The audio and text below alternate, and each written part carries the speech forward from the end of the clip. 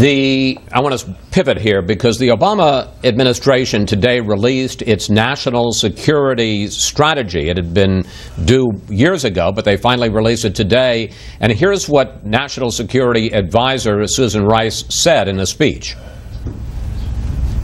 While the dangers we face may be more numerous and varied, they are not of the existential nature we confronted during World War II or during the Cold War.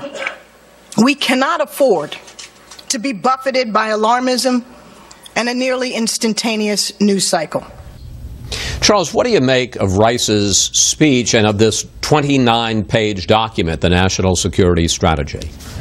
It's a hell of a defense of a president's foreign policy to say, well, our Secretary of State, our Secretary of Defense has said the world is exploding all over, but it's not World War II.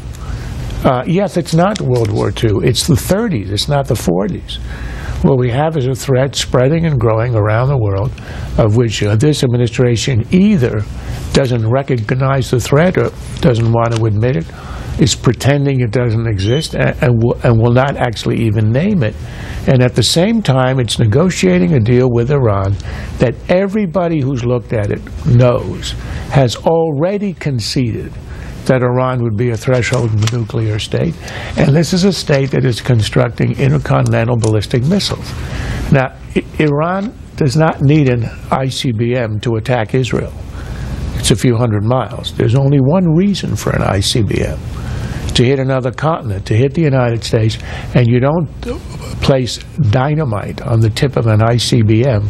It's not exactly cost effective. There's only one purpose: nuclear weapons. We are preparing the ground, as in the 30s, for a metastasizing enemy, an existential enemy that is not yet ready to take on the West, but will be if we continue these policies.